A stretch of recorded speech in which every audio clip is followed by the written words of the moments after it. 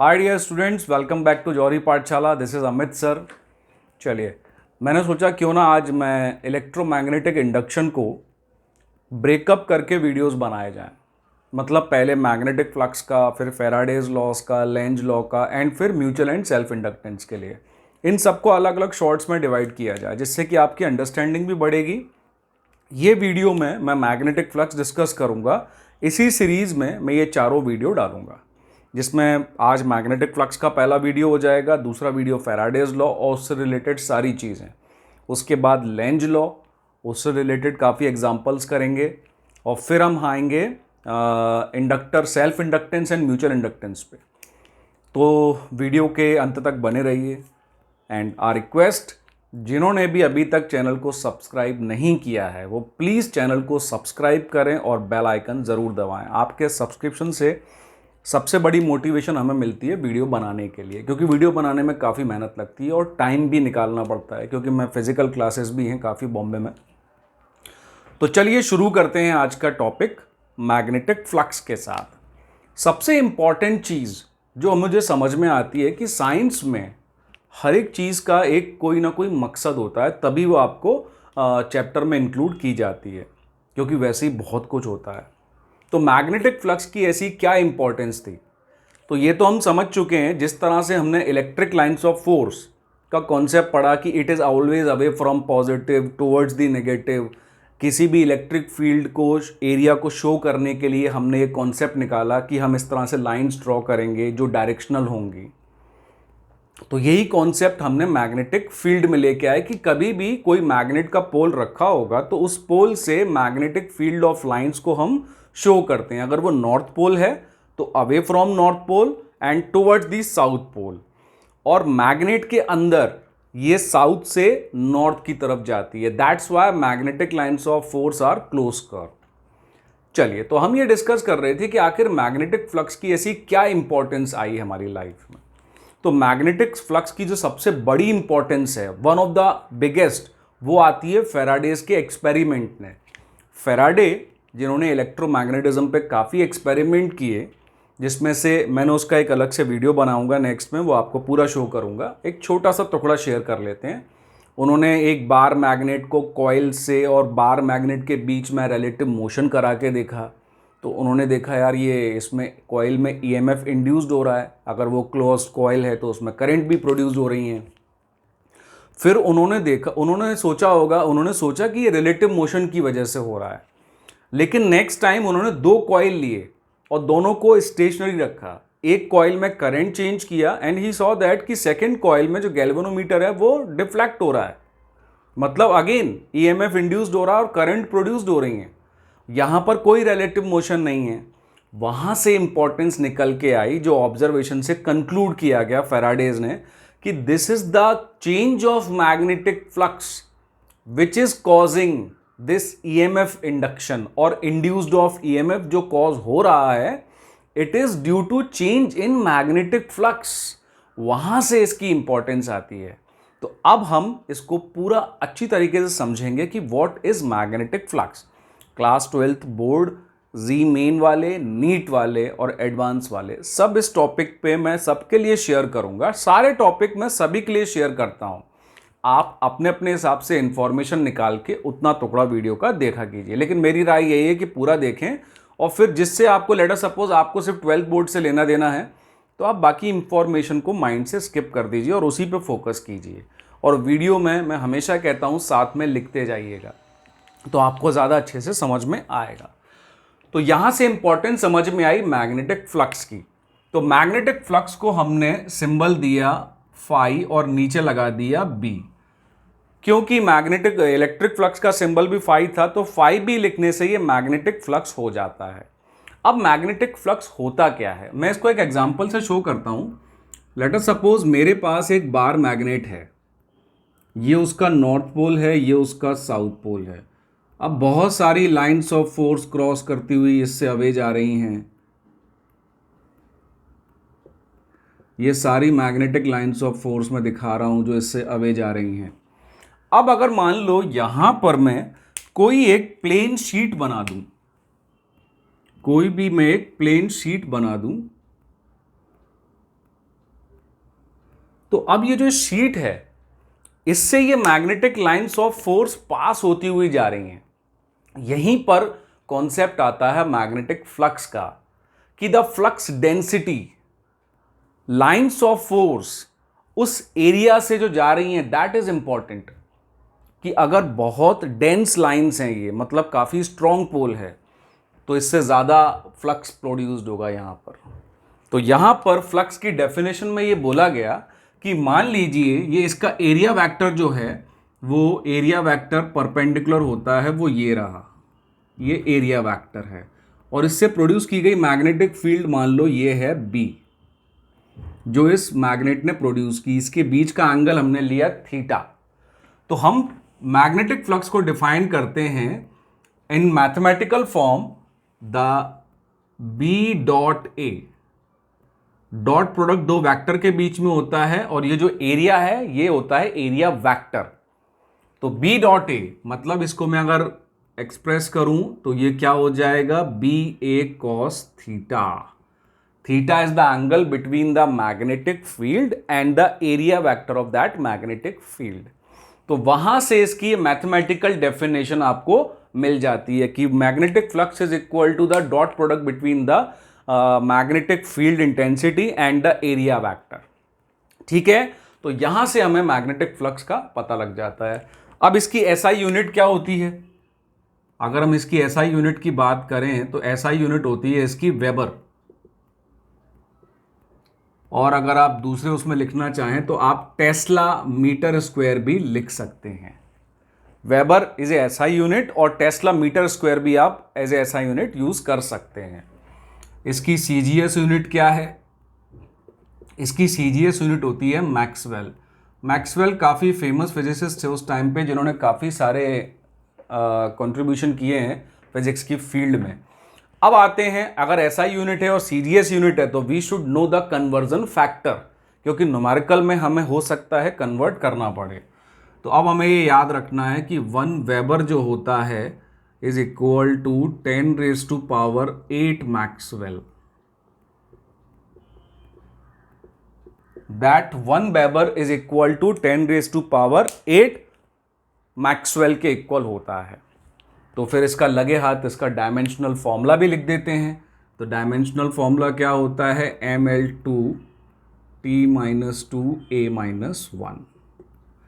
That is the dimensional formula of magnetic flux. Clear है? तो magnetic flux से लेके एक जो बहुत इंपॉर्टेंट कंफ्यूजन मन में रहती है वो जरूर आप क्लियर कर लें। मैग्नेटिक फ्लक्स को कई लोग बोलते हैं number of magnetic lines of force passing through a unit area. Number of lines of force अगर आप यूज कर रहे हैं तो आप बहुत रॉन्ग बोल रहे हैं, क्योंकि जो लाइंस ऑफ फोर्स का कॉन्सेप्ट है, मैंने अपने जब इलेक्ट्रिक फील्ड लाइंस पढ़ाई थी तो भी ये बताया था कि it is just for the sake of understanding के लिए कॉन्सेप्ट बनाया गया है। इसमें कोई फिक्स नहीं होता कि 10 लाइन ड्रॉ करना है, कि 20 लाइन ड्रॉ करना है, कि 40 लाइन ड्रॉ करना है। इसलिए यह कहना गलत होता है कि number of field of lines passing through a unit area. नहीं, मैग्नेटिक फ्लक्स को अगर आपको सही तरीके से डिफाइन करना है तो it is called the lines of force passing through the given area, is simple as that. और मैथमेटिकली आप उसको डिफाइन कर सकते हैं। सीबीएसई में mathematical definition has a more significance than said कि हम lines of force in a unit area, उससे ज़्यादा सिग्निफिकेंस रखता है आप इसको मैथमेटिकली डिफाइन कर दें कि it is the dot product between the magnetic field intensity and the area vector for any loop और फॉर एनी कॉइल, चाहे वो स्क्वायर हो चाहे वो सर्कुलर हो। ये कॉइल मैंने जरूर रेक्टेंगुलर शो की है, स्क्वायर भी हो सकती है, सर्कल भी हो सकता है, उसका कोई डिपेंडेंस नहीं है, उसका एरिया इंपॉर्टेंट है। और उस एरिया, कभी भी हम किसी भी एरिया को जब एरिया वेक्टर बोलते हैं तो वो हमेशा उस फिगर के प्लेन के परपेंडिकुलर होता है।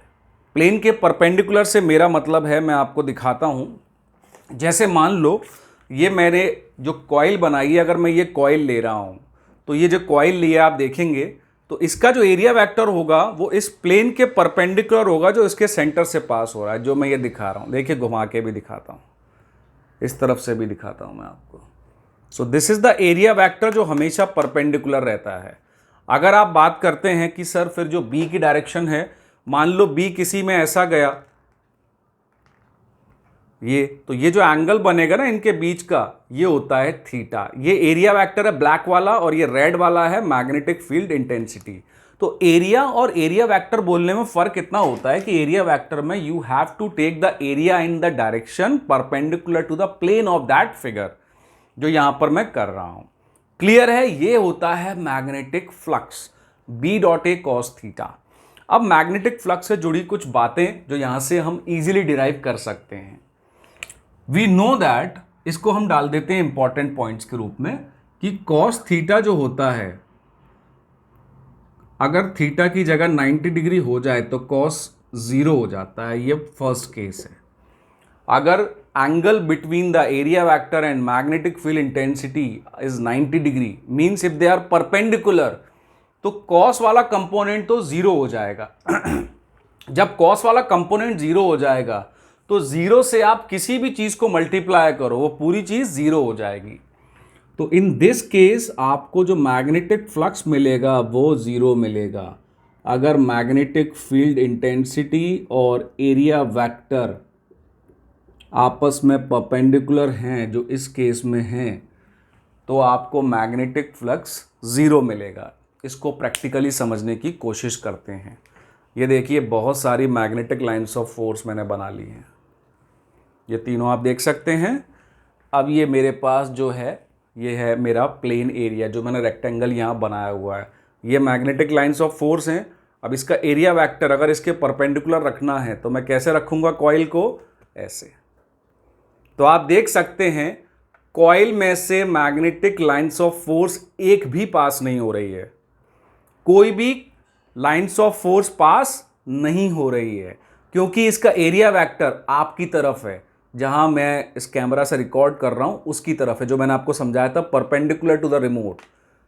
पर ये केस हो गया जब थीटा 90 डिग्री होता है। तो आप देख लीजिए, इस एरिया से कुछ भी पास नहीं हो रहा है, क्योंकि ये एरिया होता है प्लेन एरिया, इसमें थर्ड डायमेंशन नहीं है। तो ये हो गया आपका पहला केस। अब आते हैं दूसरे केस पर।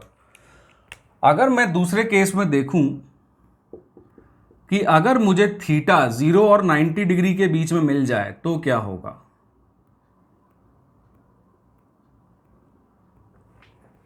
मैंने 90 पे इक्वल टू नहीं लगाया, वो 90 से लेस ही रहना पड़ेगा, नहीं तो वो 0 हो जाएगा। तो आप देख सकते हैं cos 0 पे जो होता है 1 होता है। तो cos 0 degree is equal to 1। तो उस समय जो फ्लक्स होगा वो आपका मैक्सिमम हो जाएगा, which is B A, maximum value, क्योंकि cos थीटा की मैक्सिमम वैल्यू +1 ही होती है और उसकी मिनिमम वैल्यू होती है -1, जो आपको 180 पे मिलेगी। तो ये पहली चीज आ गई कि फ्लक्स जो होगा वो मैक्सिमम पास होगा अगर एरिया वेक्टर और मैग्नेटिक लाइंस ऑफ फोर्स दोनों आपस में पैरेलल हो जाएं। तो देखिए पैरेलल होंगे, ये हो गए पैरेलल। इसके परपेंडिकुलर इसकी एरिया की डायरेक्शन है, और ये रही magnetic lines of force. 3 magnetic lines of force draw करके मैंने बताया, पूरा की पूरा फ्लक्स इससे पास हो रहा है, एक भी आउट ऑफ दिस एरिया नहीं जाएगा। देखिए मैक्सिमम फ्लक्स आ गया। तो 0 से 90 के केस में अगर आप देखेंगे तो flux is going from maximum to 0। अगर वो जैसे ही 90 पे पहुंचेगा तो फ्लक्स वहां पर क्या हो जाएगा? 0। तो यहां पर मैक्सिमम से 0 जा रहा है when we are going from 0 to 90 degree. ठीक है, 0 पे मैक्सिमम है और धीरे धीरे धीरे धीरे धीरे डिक्रीज होता हुआ कहां पहुंच जाएगा? ये 90 डिग्री पर। क्लियर है? इस फ्लक्स को हम बोलते हैं पॉजिटिव फ्लक्स, जो सेकंड केस में है हमारे पास। इसको हम क्या बोलेंगे? पॉजिटिव फ्लक्स, क्योंकि अभी भी एरिया वेक्टर और magnitude of magnetic field intensity दोनों सेम डायरेक्शन में है, मतलब पैरेलल हैं। तो वहां पर बस ये है, 0 से जैसे ही आप 90 तक आगे बढ़ेंगे, एंगल इंक्रीज करेंगे, तो फ्लक्स का अमाउंट कम होता जाएगा, क्योंकि 0 डिग्री पर ये मैक्सिमम मिलता है।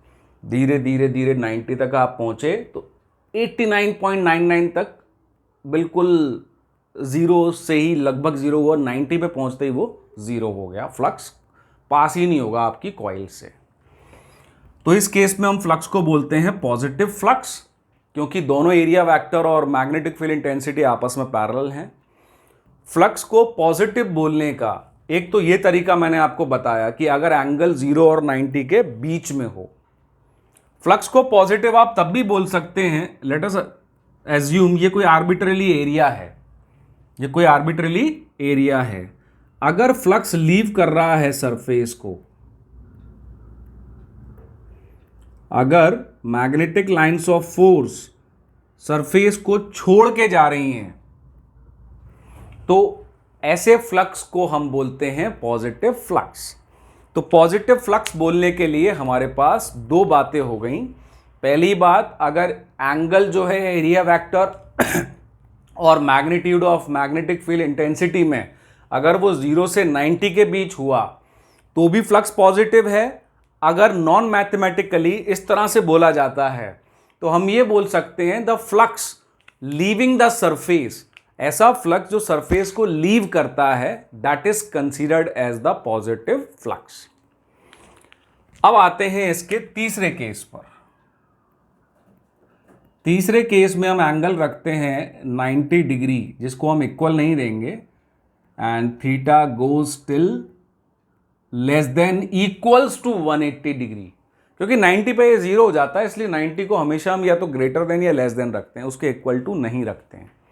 अगर हम यहां देखेंगे तो ये 0 से -1 की तरफ जा रही है वैल्यू, cos 90 0 और cos 180 -1, तो ये 0 से -1 तक वैल्यू जाने के कारण इस केस में फ्लक्स जो होता है आपका वो नेगेटिव हो जाता है। और 180 पे अगर आ गया, मतलब अगर मैग्नेटिक फील्ड इंटेंसिटी और जो हमारा एरिया वेक्टर है अगर वो एंटी पैरेलल हो गए, मतलब 180 डिग्री तभी बनता है जब दोनों वेक्टर एंटी पैरेलल हो जाते हैं, जैसे इस केस में हो रहा है। तो जब हम cos 180 देखते हैं तो उसकी मिनिमम वैल्यू आती है -1। तो इस केस में फ्लक्स का अगर मैग्नीट्यूड देखेंगे तो वो 0 के इक्वल ही है, लेकिन उसकी डायरेक्शन अपोजिट हो जाती है, because it will become -BA। So this is the case where flux is negative. जिस तरह से पॉजिटिव का एक दूसरा केस भी था थ्योरेटिकली, इस तरह से इसका भी एक दूसरा केस है। अब इसमें क्या होगा, flux entering the surface is considered as negative. ऐसे फ्लक्स को भी हम नेगेटिव फ्लक्स बोलते हैं। तो ये हुए आपके 3 केसेस कि फ्लक्स 0 कब होगा, मैग्नेटिक फ्लक्स पॉजिटिव यानी मैक्सिमम कब होगा, नेगेटिव यानी मिनिमम कब होगा। तो हमने देखा 0 डिग्री पर ये मैक्सिमम होता है, फिर धीरे धीरे 90 पे जाता है, 90 पे 0 हो जाता है, 90 से 180 जैसे ही जाएगा वो माइनस डायरेक्शन में हो जाता है, मतलब उसकी डायरेक्शन जस्ट रिवर्स हो जाती है because of anti parallel nature. Flux going inside the surface taken as negative, flux leaving the surface is taken as positive।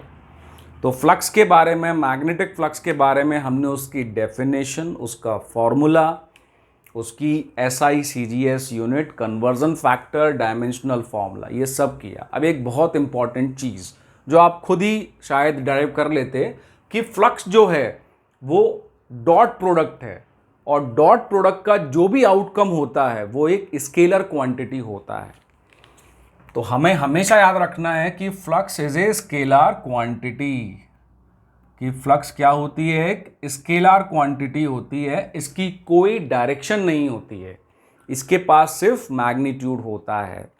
यहाँ पर एक स्टूडेंट ने मुझसे पूछा था कि सर जो स्केलर क्वांटिटी हैं वो तो नेगेटिव नहीं हो सकती, फ्लक्स तो नेगेटिव है। तो ये दूसरा मिथ भी अपने दिमाग से निकाल दीजिए, स्केलर क्वांटिटी नेगेटिव हो सकती है भाई। Work done is a great example, आपको समटाइम वर्क डन नेगेटिव मिलता है, it is a scalar quantity. तो ये आप मन से बिल्कुल निकाल दीजिए कि नेगेटिव नहीं हो सकती। स्पीड के केस में डिफरेंट केस होता है, स्केलर क्वांटिटी पॉजिटिव और नेगेटिव हो सकती हैं। तो ये एक ने डाउट पूछा था, तो मैंने कहा अपने इस वीडियो में कवर कर दूंगा मैं। तो स्केलर क्वांटिटी है ये, इसका सिर्फ मैग्नीट्यूड है, डायरेक्शन नहीं है, बट ये पॉजिटिव और नेगेटिव हो सकती है। This is all about the magnetic flux. Magnetic flux से जुड़ी हुई एक बहुत इंपॉर्टेंट एक्सपेरिमेंट भी मैं आपको बताता हूं, जिससे आपको, जो मैंने सबसे पहले बोला था वीडियो में कि कई student number of lines of force जो यूज़ करते हैं वो बहुत गलत होता है। अब एक एग्जाम्पल सोचिए कि आपके पास एक कोन है, एक कोनिकल बॉडी है आपके पास। अब आप कहोगे सर अभी तो आप बोल रहे थे हमें 2 डायमेंशनल बॉडी लेनी है, तो आपने कोन क्यों लिया, वो 3 डायमेंशनल है। इस कोन से मैं काफ़ी सारी 2 डायमेंशनल बॉडी कट करूंगा और मैं उन्हीं के अकॉर्डिंग आपको बताऊंगा। अब मान लो यहां पर नॉर्थ पोल रखा हुआ है, वैसे सिंगल तो मिलते नहीं है, हमेशा डाइपोल में मिलते हैं। Let us assume for this understanding के लिए अब बहुत सारा फ्लक्स इससे निकलता हुआ जा रहा है और हम ये मान रहे हैं पूरा इस एरिया के अंदर ही जा रहा है। अब अगर मैं यहां पर कोई प्लेन कट करता हूं इस तरीके से, या यहां पर कोई प्लेन कट करता हूं इस तरीके से, तो आप देखोगे हर जगह number of lines of force same जा रही हैं। अगर 10 लाइंस यहां से निकली हैं तो 10 लाइन इस रेक्टेंगुलर से भी जाएंगी, 10 लाइन इस सर्कल से भी जाएंगी, लेकिन दोनों में मैग्नेटिक फ्लक्स डिफरेंट होगा बिकॉज दोनों का एरिया डिफरेंट है। और अगर कॉन्सेप्चुअली थ्योरेटिकली समझा जाए तो इसको इस तरह समझ सकते हो कि पहले वाले एरिया में जो डेंसिटी थी, लाइंस ऑफ फोर्स के बीच में जो गैप था वो बहुत कम था, इसलिए फ्लक्स काफ़ी स्ट्रॉन्ग रहता है। तो यहाँ पर इस एग्जाम्पल से आप हमेशा ये याद रखें कि number of lines of force का कॉन्सेप्ट नहीं होता है, ये हम अपने अकॉर्डिंग ड्रॉ करते हैं। कोई फिक्स नहीं है कि 10 लाइन ड्रॉ करनी है, 20 लाइन ड्रॉ करनी है। हाँ, ये ज़रूर है कि जितनी कम स्पेसिंग होगी मैग्नेटिक लाइंस ऑफ फोर्स के बीच में, उतना ज़्यादा स्ट्रॉन्ग मैग्नेटिक फील्ड वो माना जाता है। So this is all about magnetic flux. इससे रिलेटेड न्यूमेरिकल आप कीजिए, वैसे इस पर रिलेटेड न्यूमेरिकल बहुत कम होते हैं, डायरेक्टली लिंक किया जाता है फैराडेज और आगे जाके फैराडेज के न्यूमेरिकल मोस्टली से, क्योंकि इसकी इंपॉर्टेंस भी वहीं से निकल के आई है। इसके नेक्स्ट वीडियो में मैं आपको बताऊंगा फैराडेज लॉ। मैं छोटे छोटे वीडियो अलग एक सिंगल टॉपिक पे बना रहा हूँ, क्योंकि स्टूडेंट ने कहा था कि सर पूरा 2-2 घंटे का 1-1 घंटे का वीडियो में क्या होता है, कंसंट्रेशन नहीं हो पाता, इसीलिए। ठीक है, लेकिन एट द लास्ट अगर आपको वीडियो अच्छा लगे तो इसको शेयर कीजिए, सब्सक्राइब कीजिए और बेल आइकन प्रेस करना मत भूलिए। और कमेंट बॉक्स में मुझे बताइए आपका कोई भी टॉपिक है जिसमें आपको डिफ़िकल्टी लगती है। अगर आपके पास न्यूमेरिकल हैं, आप 9, 10, 11, 12 नीट, जी मेन और advance, bit set, olympiad, NTSC किसी की भी तैयारी कर रहे हैं और आपको किसी भी चीज़ में दिक्कत आ रही है, फिजिक्स, मैथमेटिक्स, केमिस्ट्री में, किसी भी चीज़ में, आप कमेंट बॉक्स में डालें या फिर मुझे डायरेक्टली व्हाट्सएप करें या मेरा टेलीग्राम ग्रुप ज्वाइन करें, जिसको मैं अपनी डिस्क्रिप्शन लिंक में डाल दूंगा। चलिए, थैंक यू, पढ़ते रहिए, बाय।